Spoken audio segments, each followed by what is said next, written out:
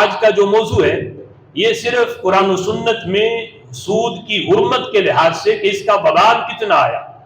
پھر اس سے اگلا موضوع انشاءاللہ جو سود کی مروجہ صورتیں ہمارے درمیان رائج ہو چکی ہیں اور ہم سمجھ رہے ہیں کہ یہ معمولی بات ہے، خاص و عام اس میں مبتلا ہے اور لوگوں کو پتہ ہی نہیں کہ یہ بھی سودی معاملہ ہے اور اس میں ہماری اکثریت آ چکی ہے، تو وہ مروجہ صورتیں بھی انشاءاللہ ہم ان کو بیان کر کے ان سے بچنے کے جو طریقے ہیں انشاءاللہ وہ بھی بیان کریں گے۔ تو خالق کائنات جل جلالہ نے یہ واضح کیا کہ جو شرعی اصول ہیں ان پر چل کر ہی معیشت کو پروان چڑھایا جا سکتا ہے، اور اگر ان اصولوں پہ چلو گے تو پھر ہی بندہ سودی معاملات سے بچ سکتا ہے۔ سود کی طرف بندے کی توجہ تب جاتی ہے جب بندے کے دل کے اندر مال کا حرص بڑھ جائے، جس طرح ہم نے پچھلے موضوعات میں بیان کیا کہ بندے کو چاہیے نیکی کے معاملے میں اپنے سے اوپر والے کو دیکھے اور مال کے معاملے میں اپنے سے نچلے کو دیکھے، عبادت میں اپنے سے اوپر والے کو دیکھے کہ میں تو صرف 5 وقت کی نماز پڑھتا ہوں، یہ بندہ تو تہجد بھی پڑھنے والا ہے، تو پھر اس کی تہجد کی بھی عادت بنے گی۔ بندہ یہ دیکھے کہ میں تو صرف 1 رکوع روزانہ پڑھتا ہوں، یہ پورا سپارہ پڑھتا ہے، تو اس سے بندے کی عبادت کے اندر جو ترقی ہے اوپر والے کو دیکھنے سے ہوگی، اور مال میں دیکھنا ہے تو پھر بندہ اپنے سے نچلے کو دیکھے، تب اس کے اندر شکر کا جذبہ پیدا ہوگا، پھر خالق کائنات جل جلالہ جتنے میں وہ ہے اس پہ وہ شکر ادا کرے گا، کبھی مال بڑھانے کی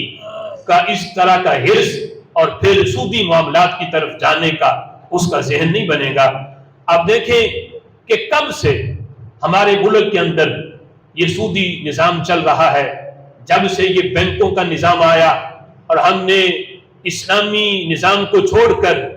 امریکہ کے جو بنائے ہوئے قوانین تھے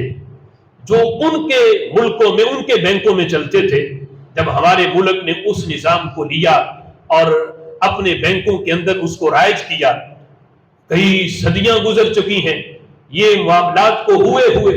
لیکن ہم دیکھیں کہ جب سے یہ سودی معاملہ بنا ہے ہمارا ملک ترقی کرنے کی بجائے آئے دن یہ پستی کی طرف اس کا سفر تیزی سے چل رہا ہے۔ ہم یہ وبال حکومتوں پہ ڈالتے ہیں، اگرچہ حکومتوں کا بھی اس میں ہاتھ ہے کہ انہوں نے اس نظام کو ختم نہیں کیا، لیکن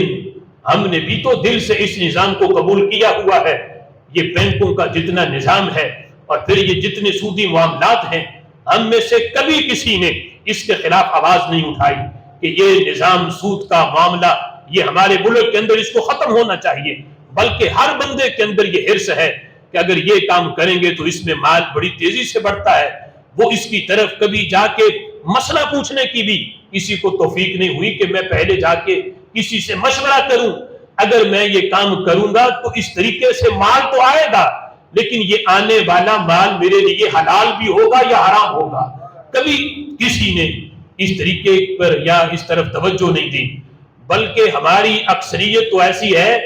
کہ جنہیں علماء پہ اس بات پہ بھی غصہ آتا ہے کہ ٹھیک ہے نماز کے مسائل بیان کرو، حج کے بیان کرو، روزے کے بیان کرو، ہمارے کاروبار کو نہ چھیڑنا، اور کاروبار کے لحاظ سے جو ہے یہ علماء کا حق ہی نہیں بنتا کہ یہ گفتگو کریں، ہم کاروبار اپنی مرضی کا کریں گے، یہ صرف نماز روزہ حج کے مسائل بتائیں، باقی کاروبار کس طرح کرنا ہے یہ مسجدوں کے ممبروں پہ بیٹھنے والوں کو کیا پتا کہ کاروبار کس طرح کیا جاتا ہے؟ یہ تو تاجروں کو جس نے کئی سال بازار میں لگائے ہیں یہ وہ جانتے ہیں کہ کاروبار کس طرح کیا جاتا ہے۔ تو یہ ان کی بھول ہے، تاجروں کو اتنا نہیں پتا جتنا ممبر رسول پہ بیٹھنے والے عالم کو پتا ہے کہ کاروبار کرنے کے شرعی اصول کیا ہیں، ان کن طریقوں پہ چل کے رب ذوالجلال بندے کو حقیقی برکت عطا فرماتا ہے۔